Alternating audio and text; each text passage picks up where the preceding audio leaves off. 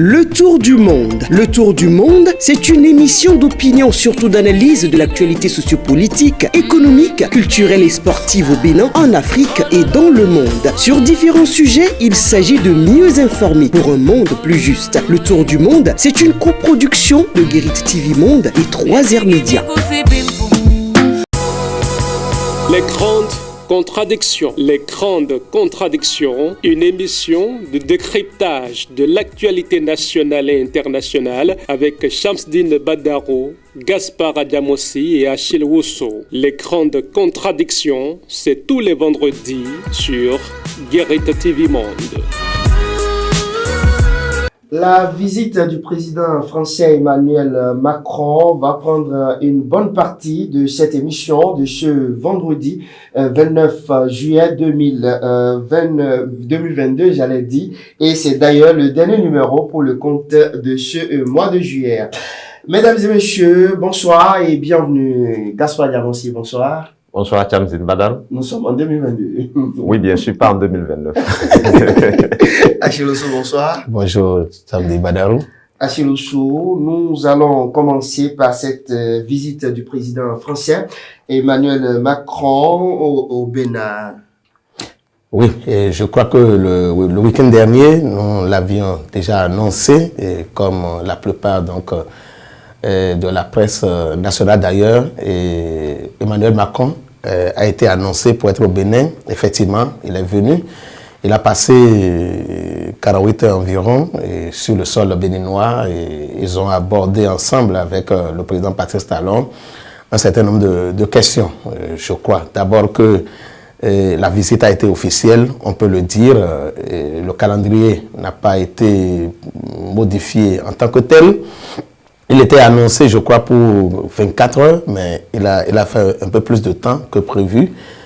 Et ce qui serait plus important, c'est que nous nous attardions peut-être un peu sur certains axes de cette visite et surtout l'entretien, le tête-à-tête que les deux hommes ont eu, les questions qui ont été abordées, et notamment la question relative à la libération de Haïvo et de Madougou. Je crois que dans leur point de presse, les deux hommes l'ont abordé, et notamment le président Patrice Talon, qui est revenu largement sur la question et qui n'est pas allé du dos de la cuillère pour dire sa position ouvertement. Il n'a pas eu un langage diplomatique sur la question. Il a été clair par rapport donc à la situation de ces deux hommes et de certains qui sont en exil. Et je crois que c'est le franc-parler de Patrice Talon que j'ai loué dans cette affaire. Ça fait la deuxième fois qu'il se reprend, qu'il se répète, parce qu'il avait déjà donné un entretien avec RFI. Il avait déjà dit donc que il n'y avait pas, il ne s'agissait pas donc des accusations politiques, mais plutôt donc des faits, qu'on leur reproche des faits criminels ou visant à déstabiliser la nation, qu'on reprocherait à Madougou et à Haïvo, et que chacun devrait répondre de ses forfaits. Il a encore répété que ceux qui sont en exil et qui croient, qui se reprochent peut-être des choses, il n'y a pas eu un décret qui les envoie loin du territoire du pays. Et s'ils ne se reprochent rien, ils peuvent revenir chez eux. Et s'ils se reprochaient des choses, ils peuvent revenir donc pour répondre de leurs actes devant la justice. C'est ce langage franc que j'ai aimé.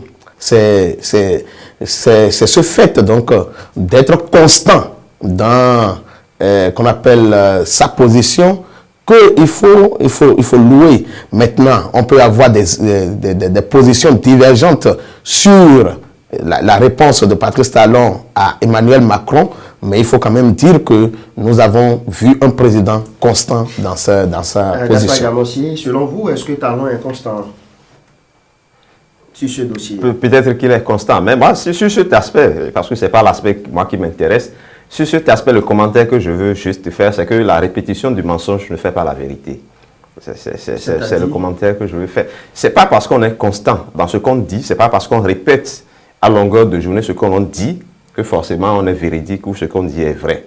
Ça aussi, c'est une constance dans les analyses. Donc, la constance, ça ne fait pas l'objectivité de ce qui est dit ou la vérité de ce qui est dit. Ce qui est sûr, c'est sur cette question-là, c'est le point de vue, c'est l'opinion du président de la République et il le défend partout. Mais vous observerez que dans l'opinion, ce n'est pas l'opinion de tout le monde, ce n'est pas l'opinion de certains.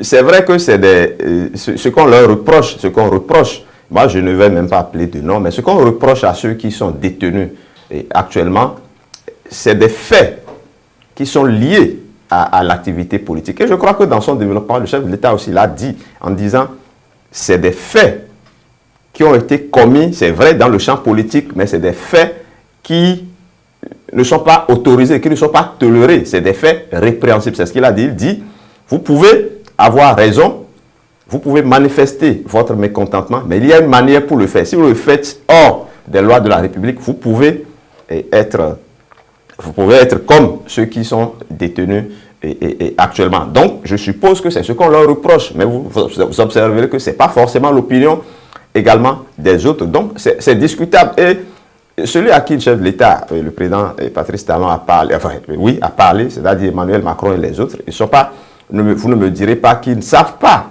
réellement ce qui s'est passé, qu'ils ne savent pas dans les moindres détails. Vous savez, tout ce que nous avons vu là, c'est protocolaire. Vous pensez que Emmanuel Macron, en venant au Bénin, ne connaît pas exactement la situation politique du Bénin dans les moindres détails, ce pourquoi les uns sont détenus, ce pourquoi d'autres sont dans telle ou telle situation. C'est ce qu'ils ont dit en privé. Nous, on ne le sait pas. C'est ce qu'ils ont dit en public que nous avons entendu. Le chef de l'État, Patrice Talon, nous a dit publiquement la réponse qu'il a donnée à Emmanuel Macron. Mais on ne sait pas ce que Emmanuel Macron lui a dit pour obtenir cette réponse et on ne sait pas ce que Emmanuel Macron lui a dit après qu'il ait répondu de cette manière-là.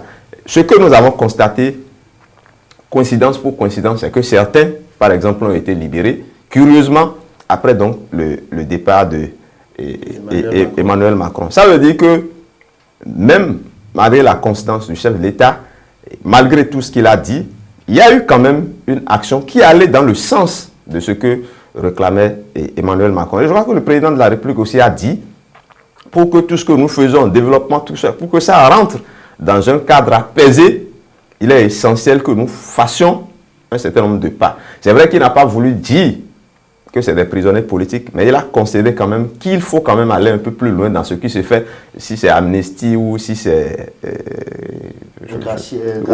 la grâce présidentielle, pour que les choses aillent davantage bien. Donc je crois qu'on mette une opinion dans un autre, l'essentiel c'est que nous soyons tous d'accord qu'il faut quand même faire un pas de plus pour aller vers la description totale de l'atmosphère politique, pour que nous ayons véritablement vers le développement. C'est mon opinion par rapport à cette question. Mais moi, de façon globale, sur la visite, moi, je voudrais d'abord dire toute ma satisfaction par rapport à cette visite de Emmanuel Macron au Bénin. Parce que dans un premier temps, certains avaient estimé que le Bénin était isolé diplomatiquement, que le Bénin est mis comme un paria sur le plan international, tout cela. Les gens ont même dit que Emmanuel Macron ne viendra pas au Bénin, que ce serait comme une sanction, que ce serait comme un boycott du Bénin. Mais Macron est arrivé, fort heureusement, au Bénin. Ça, c'est quand même démenti par rapport à tout ce que les gens ont dit. Et ça dénote que sur le plan diplomatique, le Bénin n'est pas un paria, le Bénin n'est pas isolé. Je dirais même que c'est une prouesse de la diplomatie béninoise, parce qu'il y a beaucoup de pays francophones dans le monde, il y a beaucoup de pays dans le précaré français dans le monde, mais Emmanuel Macron, parmi les pays qu'il a choisi de visiter, il y a le Bénin. Je crois que c'est une très bonne chose. La deuxième chose que je veux souligner, c'est la forme, c'est la forme de la visite. Dans la forme, vous allez constater que, par ailleurs, avant cette visite-là, ou bien avant, quand un président européen ou un président français descend sur le sol africain, vous allez voir tout un Bataclan, où d'abord c'est le chef de l'État même qui se rend à l'aéroport, quelle que soit l'heure qu'il accueille, on mobilise sur tout son trajet, une foule de... Vous allez constater que ça a été sobre. Le chef de l'État ne s'est pas rendu Ce n'est pas dans l'ordre protocolaire le premier des ministres qui allait l'accueillir. C'est un trio de ministres, ministre des Affaires étrangères, ministre de l'économie et des finances, ministre de la culture qui sont allés l'accueillir. Ça veut dire que, parce que vous allez constater, en diplomatie, c'est ce que les gens appellent réciprocité. Je ne sais pas si c'est pour dire, c'est tel que vous nous faites, à peu près c'est ça que nous vous ferons. Quelle que soit la taille du pays, quels que soient les moyens du pays. Vous ne verrez pas un chef d'État accueilli en France, par exemple, par un président français ou par un président européen. Nous les voyons juste sur le perron de l'Élysée et puis c'est fini. Donc, je crois que ça là, le fait d'avoir mis un peu le président français sur ce pied-là d'égalité avec le président Benoît, moi, ça me réjouit fortement.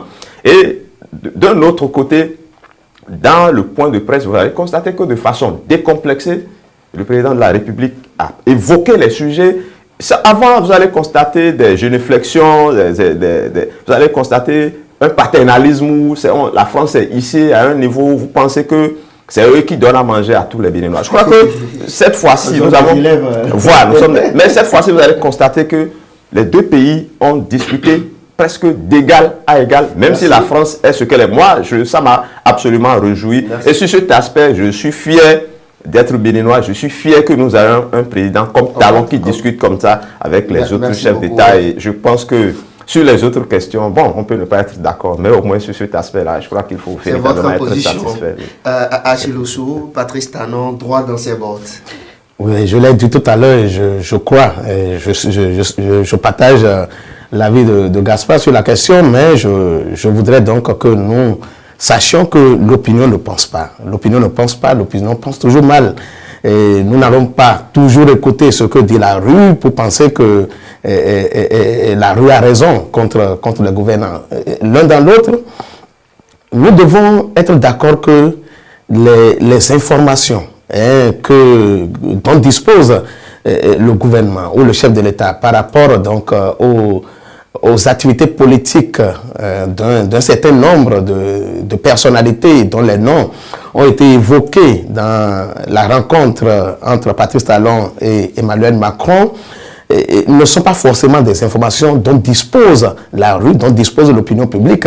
Et donc, c'est par rapport à ça que j'avais parlé donc d'une certaine constance du chef de l'État dans cette déclaration. Parce que, mot pour mot, je l'ai réécouté, même encore ce matin, et dans l'entretien qu'il avait accordé à RFI, et donc dans ce qu'il avait dit hier à Macron, j'ai vu que les mots étaient les mêmes. Alors, est-ce que c'est une répétition de mensonges? Je ne saurais le dire. Mais je trouve quand même que cette constance en diplomatie montre aussi que l'homme est en phase avec lui-même. C'est de ça qu'il s'agit. Alors, l'autre chose, c'est que, qu'on le veuille ou non, la question n'a pas empêché les deux hommes d'aborder quand même les aspects les plus importants en ce qui concerne le développement du Bénin et en ce qui concerne aussi peut-être les intérêts de la France. Parce qu'on le veuille ou non, moi aujourd'hui je me demande, est-ce que c'est le Bénin qui court derrière la France ou est-ce que c'est la France qui court derrière le Bénin?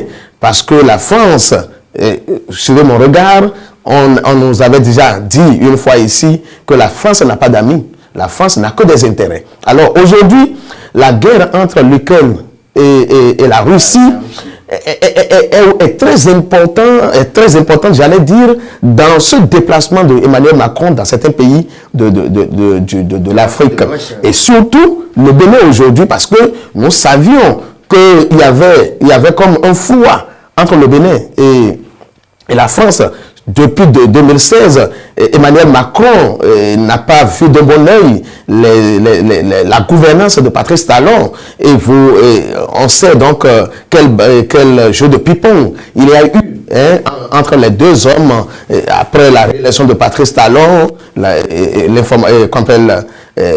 message que Emmanuel Macron avait envoyé à Patrice Talon et dans l'autre sens, ce que Patrice Talon aussi avait envoyé au lendemain des élections législatives à Emmanuel Macron. Donc aujourd'hui, c'est la France qui a plus intérêt à mettre au top niveau ses relations avec le Bénin. L'autre chose, c'est que on peut pas aussi passer sous silence la situation sécuritaire. Et donc, je crois que la force Barkhane aujourd'hui, son positionnement entre le Niger et la France, ou qu'on appelle une rallonge donc, de ce positionnement de la force Barkhane au Niger, au Bénin, en fait, cette rallonge au Bénin devrait aussi intéresser les relations. Et donc, je crois que Patrice Talon a eu l'intérêt peut-être d'avoir discuté de ces questions-là avec Emmanuel Macron, et je crois aussi que la France a peut-être gagné beaucoup plus dans ce déplacement de Emmanuel Macron, parce que la France n'a pas intérêt à perdre un allié en Afrique. La France est convaincue que la Russie aujourd'hui est une menace par rapport à ses intérêts en Afrique. Et donc, ce qui est aussi important, c'est de souligner que, bon, qu'on le veuille ou non, quelle que soit la position de Patrice Talon sur la question de la vie politique ou des relations politiques avec un certain nombre de personnalités sur l'échiquier politique national, nous avons vu un Patrice Talon qui peut-être a accordé une certaine une suite favorable peut-être à la demande de Emmanuel Macron pour deux choses. D'abord, la libération des 30 prisonniers. Je ne sais pas comment on va les qualifier, est-ce qu'ils sont des prisonniers politiques ou pas. Voilà. Voilà. Deuxièmement, c'est aussi la possibilité qu'aujourd'hui peut-être, et c'est peut-être qu'on appelle, c'est peut-être la nouvelle donne dans la position de Patrice Talon, qu'il y a une possibilité de gracier ou d'amnistier un certain nombre de personnalités. Et donc, je crois qu'on devait donc s'en tenir à cela et peut-être attendre que Patrice Talon donne une suite aussi favorable à cette promesse qu'il a faite. Gaspard Diamansi, la question sécuritaire, comme Achille le disait tantôt, était également au cœur de cette rencontre. Oui, bon, c'est peut-être la France qui a besoin du Bénin, mais c'est le Bénin qui a demandé des armes et du matériel. Non, mais on est prêt à acheter. Nous avons de l'argent pour acheter. On a de l'argent, mais on a quand même demandé. Non, mais ce n'est plus une aide. Non, ça devient un business. Exactement. Vous savez, nous sommes dans les relations internationales et je pense que autant aujourd'hui le Bénin a besoin de la France, autant la France a besoin du Bénin. Peut-être pas dans les mêmes proportions, peut-être pas sur les mêmes plans. Et aujourd'hui, moi ce qui me réjouit, c'est vrai, je l'ai dit, ce n'est pas que la France qui a des intérêts, le Bénin aussi a des intérêts. Et le déplacement d'Emmanuel Macron, qu'on ne se trompe pas, Emmanuel Macron n'est pas venu au Bénin pour les beaux yeux du président Patrice Talon, ni pour sa gouvernance exemplaire, ni pour tout ce qu'il fait pour le Bénin. Emmanuel Macron est venu au Bénin pour défendre des intérêts français. Ça là, il faut qu'on se mette là-dedans, ça c'est clair. Maintenant, Patrice Talon a été élu également pour défendre les intérêts du Bénin. Et moi, c'est ce qui me réjouit dans la posture, dans la manière d'échanger entre les deux hommes, où je sens que Patrice Talon n'est pas un président à s'agenouiller devant son hôte. Vous voulez faire allusion à qui? Non, son hôte. Non, le président Talon n'est pas de nature à s'agenouiller ou à faire les salades. Il fait allusion au passé. Non, je ne fais même pas allusion. Le passé peut ne pas être un passé proche, ça peut être un passé lointain. Parce que dans les relations entre la France et l'Afrique, vous savez tout ce qui s'est passé autrefois. Mais aujourd'hui, on sent que même si la France a besoin du Bénin, le Bénin en profite également pour demander, pour obtenir de la France. Ça veut dire que quelque part, les intérêts du Bénin aussi sont véritablement sauvegardés, sont pris à cœur. Ce n'est pas que les intérêts de la France. Si, donc on peut profiter de l'intérêt subi de la France pour le Bénin, pour une certaine région de l'Afrique, par rapport à la géopolitique internationale, il faut également qu'on en profite pour obtenir suffisamment également. Et je pense que le président Patrice Talon a profité excellemment de ça et a demandé des choses et certainement obtiendra cela pour le Bénin. Donc, intérêt de la France, sauf intérêt du Bénin également est pris à cœur par Patrice Talon. Maintenant, sur la dernière question, la question des prisonniers politiques ou pas. Non, ça, c'est pas une question tranchée. Vous savez, chaque pays et à sa situation politique, à son mode de gestion, à ses lois, un certain nombre de choses. Vous savez, quand un président américain ou européen se rend, par exemple en Chine, tout le monde, tous les médias occidentaux, on parle de la situation des droits de l'homme en Chine, de ceci en Chine, de ceci en Chine. Et c'est souvent abordé, mais de façon claire et nette, les Chinois disent, ça c'est intérieur à la Chine. C'est peut-être pour l'instant ce dont nous avons besoin pour notre développement. Et je pense que sur cette question aussi, on peut être d'accord avec le président Talon ou pas.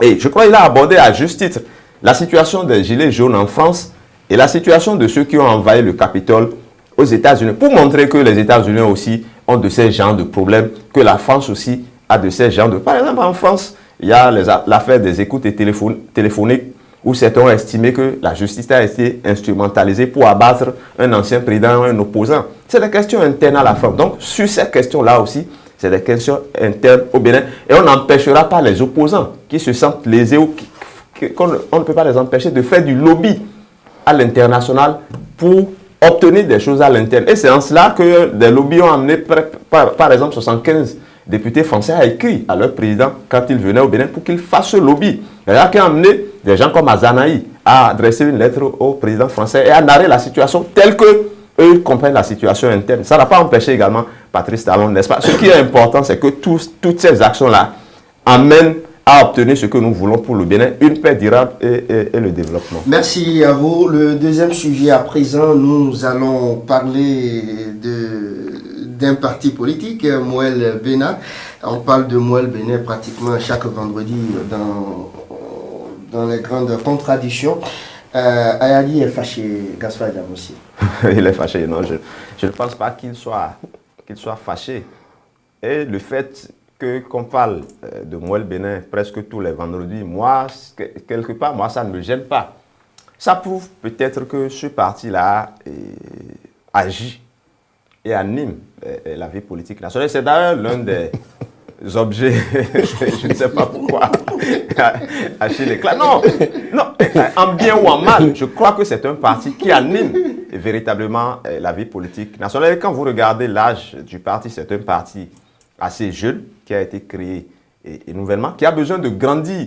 Et pour grandir, vous savez, quand un enfant naît et qu'il commence par grandir, par faire les premiers pas, il titube, il tombe, il se relève, ainsi de suite, et finalement il commence par marcher, il commence par faire les pas. Et je suppose que c'est peut-être le moment de croissance de Mouel Bénin qui emmène à avoir des démissions, qui emmène à avoir des adhésions, qui emmène le président à aller chercher, je dirais presque à débaucher aussi, puisqu'on débauche dans son camp, à débaucher également de l'autre côté. Maintenant, sur la question... Pourquoi il écrit aux autres responsables de partis politiques? Oui, j'ai essayé de lire ce qu'il a écrit, et c'est simple. Il a estimé que des gens ont quitté son parti, enfin, des gens sont supposés avoir quitté son parti et ont adhéré à un autre parti politique. Et il estime que ceux-là n'ont pas véritablement démissionné, que ça suppose qu'ils appartiennent à deux formations politiques. Donc, il a écrit aux autres pour leur signaler que, écoutez, ceux que vous recrutez là n'ont pas encore formellement quitté chez moi. Et je crois que comme par la suite, il y a une action qui a été menée qui les a amenés à une démission. Enfin, à les exclure ou à les suspendre, ça laisse libre cours aux autres partis, n'est-ce pas, de les recruter ou pas. Achiloso, suspension à Mouel Bénin.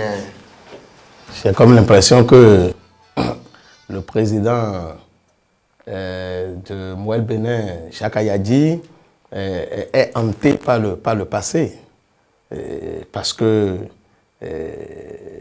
écrire au président des autres formations politiques pour dire que les gens n'ont pas officiellement démissionné,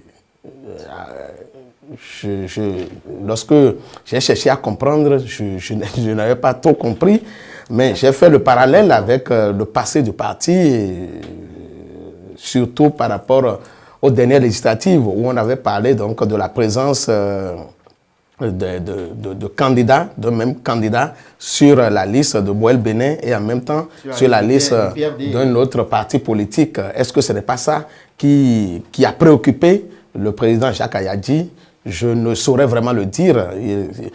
Il n'y a que lui et peut-être les barons de son parti pour nous expliquer les raisons qui les ont poussés à écrire, à envoyer cette correspondance aux autres partis. Seulement que ce que je n'ai pas pu comprendre, et je cherche à comprendre depuis, c'est que au même moment que Jacques Ayadji écrivait pour dénoncer encore l'appartenance, en fait, pour annoncer plutôt, j'allais dire, sur ces derniers continuaient donc d'appartenir à son parti politique, puisqu'ils n'ont pas démissionné. Et ils ont procédé à la radiation, à la suspension. La suspension. Ah bon, moi, je pensais même que c'est la radiation. À suspendre. Alors, mais l'un dans l'autre, c'est ce que je voudrais faire constater. J'ai comme l'impression qu'il y a une contradiction dans les faits, il y a une contradiction dans la procédure, parce que vous suspendez les gens, ça veut dire que vous leur reprochez des choses, ou entre-temps, vous avez constaté donc déjà leur position. Et je crois aussi qu'une démission peut être de fait ou peut être par écrit. Donc, les gens peut-être choisissent de démissionner de fait. Alors, vous constatez qu'ils sont partis. Je ne sais pas pourquoi on a voulu alerter les autres partis et la Sénat sur la question, mais je me suis dit peut-être, je ne connais pas quel est le règlement intérieur du parti Moël Bénin, mais les partis étant régis par la loi 1901, donc de la libre association, de la libre adhésion à une association, je crois encore que les gens sont libres d'appartenir ou de ne pas appartenir à un parti politique. Et donc, c'est ça, véritablement, qui me faisait marrer tout à l'heure, parce que je n'ai pas compris. Si on est dans la logique de maintenir encore ces membres qui sont fâchés, certainement, qui ont exprimé leur mécontentement, on devrait avoir une démarche peut-être contraire. Mais lorsque vous les suspendez et en même temps, vous les empêchez d'aller ailleurs, je ne sais pas à quelle logique cela répond vraiment. Vous allez nous aider à voir d'ici vendredi prochain le règlement intérieur du parti. Il y a des voix plus indiquées. Sur la question, je ne partage pas le même avis que Achille Louchou. D'abord, c'est la charte des partis politiques qui régit ces genres de situations. Et quand bien même vous êtes libre d'appartenir au parti de votre choix, vous ne pouvez pas appartenir à deux partis à la fois. Je crois que c'est la logique qui explique la réaction du parti Moël Bénin. Parce que dans un premier temps, si vous ne quittez pas formellement Moël Bénin, vous ne pourrez pas adhérer à un autre parti. Et je crois que c'est le fait de ne pas avoir quitté et d'avoir adhéré qui a amené le parti Moël Bénin à réagir.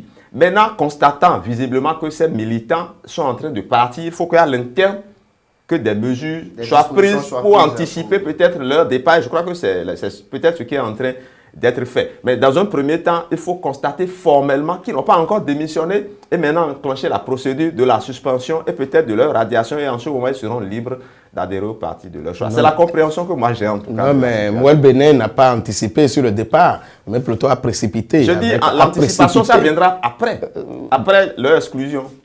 Ah bon, d'accord. Donc, on attend de voir.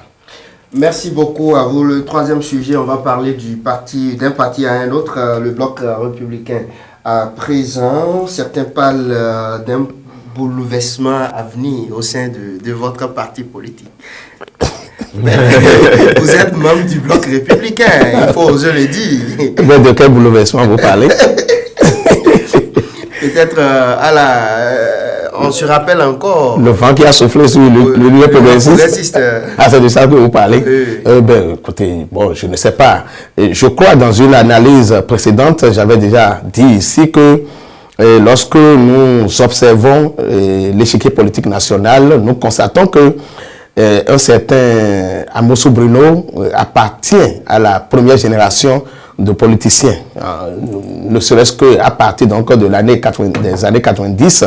Et donc, aujourd'hui, lorsque nous faisons le parallèle, je constate que, ce n'est pas aussi ce qui se passe au niveau du bloc républicain, parce que Biotchane n'appartient pas véritablement à cette première génération de politiciens. C'est vrai qu'il a vieilli relativement aussi en politique, dans la politique nationale, mais il n'est pas aussi vieux que Bruno Amosso dans les activités politiques. Et donc, en tant que tel, je crois que les raisons qui pourraient justifier le départ de Bruno Amosso et de la tête de l'Union progressiste ne suffiraient pas à justifier que le même vent souffle sur le parti Bloc républicain.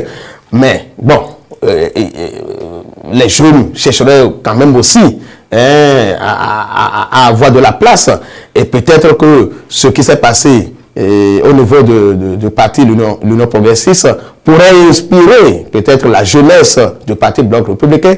Cela dépendra d'abord de l'organisation interne et de la capacité de son président. Je veux parler donc du secrétaire général Abdel Biochane à manager à l'intérieur ses cadres. Et donc, bon, nous attendons parce que les partis existent, soutiennent peut-être un même individu, un même président en exercice, mais n'ont pas un fonctionnement, n'ont pas le même fonctionnement à l'interne. Et donc, c'est pourquoi je pense que ce n'est pas évident que ce qui s'est passé au niveau de l'UP se passe aussi au niveau du Parti Bloc républicain.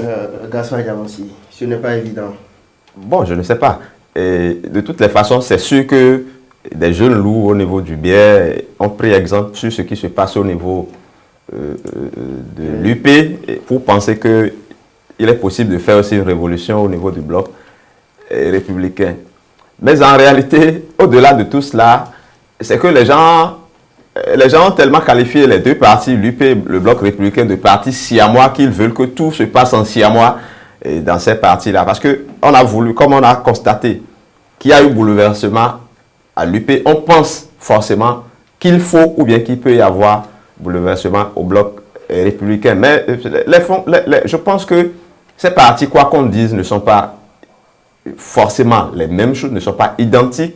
Les réalités politiques ne sont pas les mêmes. Celui qui manage ces partis n'a peut-être pas les mêmes visions pour les deux partis politiques. Et écoutez, il n'y a pas encore eu démission d'un président d'institution pour qu'on pense qu'il va remplacer Abdoulaye Diop. Merci beaucoup. Et un autre sujet, Campus d'Abomey-Calavi, le ministre de l'Intérieur met en garde contre les formations paramilitaires. Je reste toujours avec vous, Gaspard Diamansi. Oui, écoutez, moi je pense que nous avons été à l'université d'Abomey-Calavi, et je crois qu'en notre temps, c'est vrai qu'il y a plusieurs années en arrière, il y avait... 40 ans, 45 ans en arrière. Non, Oh, pardon. Non, mais ça faut fait pas, quand même... faut pas précipiter. Ça fait quand même une vingtaine d'années. Voilà, plus d'une vingtaine d'années. Pour voir s'il y aura changement aussi.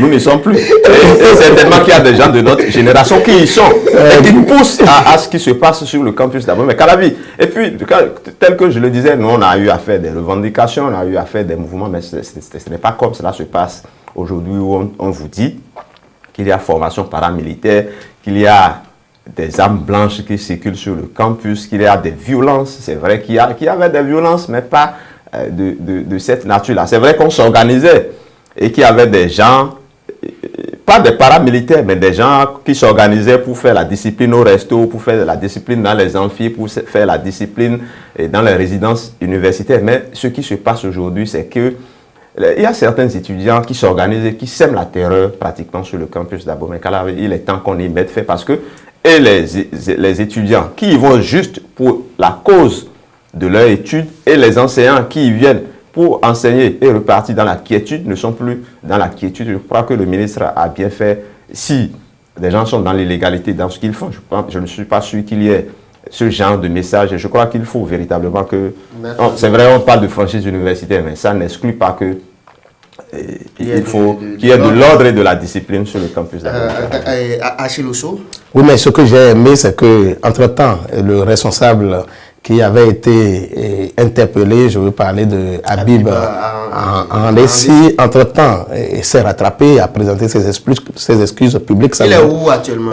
Il paraît qu'il a été déjà libéré. Il est libéré, il serait déjà dans sa famille. Et ce qui est important, c'est que, c'est vrai, au départ, on avait pensé que c'était une taquinerie du gouvernement, mais si lui-même est revenu pour présenter des excuses publiques et pour dire qu'il a compris enfin l'intention dans laquelle le gouvernement a pris des actes pour empêcher un certain nombre donc, de choses sur le campus, c'est déjà heureux. C'est heureux donc qu'il se rattrape, c'est heureux qu'il se mette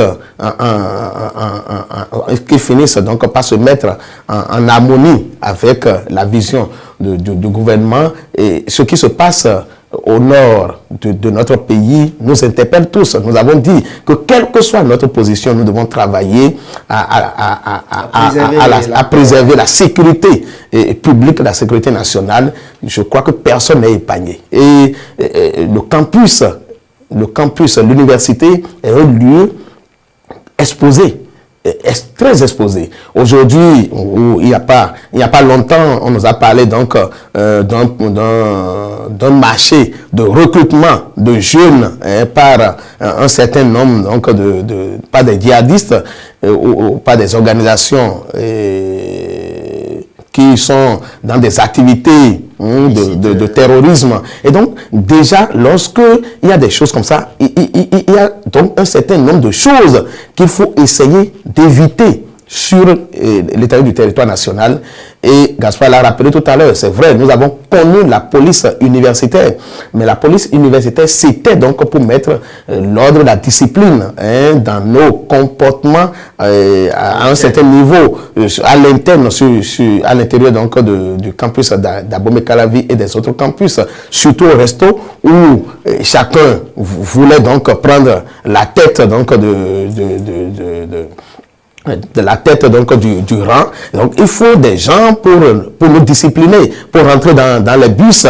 Il faut quand même aussi des gens pour mettre de l'ordre, de la discipline. Et donc par rapport à ça, cette organisation-là était la bienvenue. Mais à dire que le campus est devenu un champ d'entraînement d'une milice, il faut quand même que l'État prenne ses responsabilités. Et je crois que c'est ce qui s'est passé. Merci beaucoup. Le dernier sujet à présent, l'autre qui a également présenté ses excuses publiques, c'est bien sûr, il s'agit de Blaise Compaoré, ancien président du Burkina Faso. Voilà, à la famille Thomas Sankara. Je crois que ce n'est pas suffisant. C'est vrai qu'il veut dégager peut-être sa conscience parce que l'ombre de Thomas Sankara va continuer à le hanter. Je crois qu'il n'a pas l'esprit tranquille. Et d'ailleurs, il devait se demander pour tout ça là, pourquoi enfin. Voilà un président qui a régné comme un roi et qui, enfin, un de ces jours, a été chassé par de simples femmes. Il a suffi donc qu'elle se mette nue dans les rues pour que lui-même constate que vraiment il n'avait plus sa place là. Donc si après tout ça, il n'a que ça là comme intérêt aujourd'hui, je crois qu'il y a de quoi donc avoir de remords. Et donc c'est sa conscience qui le gêne. Est-ce que la famille Sankara va accepter ses excuses? Parce que j'ai lu une réaction de la femme. Et donc je crois que l'acte qu'il a posé est au-delà de ses excuses, parce que Sankara était pratiquement un frère pour Compaoré. Et donc dans ce cas-là, c'était comme Achille Gaspard Diamossi pratiquement. Bon, pourquoi pas? Donc pourquoi pas? Effectivement, comme vous l'avez vu. Et donc je crois que ce n'est pas à lui qu'on doit reprocher un tel acte. Le passé est encore là et ça le rattrape. Merci Achille Oussou. Gaspard Diamossi, un mot sur... Bon, il a exprimé ses regrets. On peut estimer que c'est des regrets tardifs. Mais comme on le dit souvent, on ne veut pas la mort du pécheur, mais sa rédemption. Moi, je pense que le pardon, c'est la forme, c'est adressé au Burkinabé et à la famille de Thomas Sankara. Mais vous savez, moi, ce n'est pas forcément qu'il reconnaît avoir mal agi ou avoir tué Thomas Sankara, mais quand tu diriges au niveau où il a dirigé un pays, Je pense que de façon consciente ou inconsciente, tu peux poser des actes pour blesser les uns ou les autres. Et donc, je pense que son pardon doit être pris dans une forme générale. Et ce pardon, je dis, il ne faut pas prendre ça forcément comme un pardon au peuple burkinabé ou à la famille de Sankara, parce que dès qu'on parlait pratiquement au soir de sa vie, il est à la porte de la mort. Je pense que le pardon qu'il a adressé, c'est plutôt à son Dieu qu'il a adressé ce pardon. Bon, donc, reste à savoir si Dieu a accepté. Quel est l'acte par lequel on sera de Dieu. Alors, de ça, rencontre la version Dieu. Non, mais si Guéry TV peut être là, On vous a dit qu'on filme là-bas. Est-ce qu'il y a des caméras là-bas? non, vous amenez vos caméras. Alors, les gars, c'est terminé. On a commencé avec une bonne concentration, mais là, on finit avec d'autres atmosphères. Alors, Achille Sou, votre contribution. C'est Gaspard qui nous a fait rire. Ben, bon, nous remercions le président Emmanuel Macron pour avoir foulé le sol du Bénin et pour avoir discuté d'un certain nombre de questions qui touchent à la vie politique nationale et aux intérêts économiques et de développement de notre pays. Nous remercions également tous ceux qui nous suivent et nous disons à vendredi prochain. Merci à vous aussi. Oui, à mon tour également de vous remercier pour ce plateau hebdomadaire qui nous permet de faire le tour de l'actualité politique et autres. Et également de remercier ceux qui nous suivent et comme je le dis, qui sont de plus en plus nombreux. Je ne remercierai pas ceux qui font l'actualité parce que Achille l'a déjà fait. Non, je ne l'ai pas fait. Je remercie.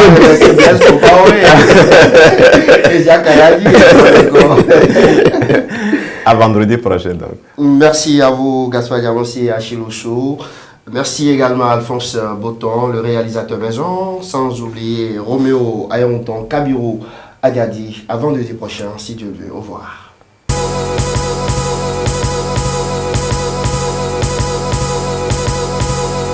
Les grandes contradictions. Les grandes contradictions, une émission de décryptage de l'actualité nationale et internationale avec Shamsdine Badaro, Gaspard Adamossi et Achille Wusso. Les grandes contradictions, c'est tous les vendredis sur Guérite TV Monde.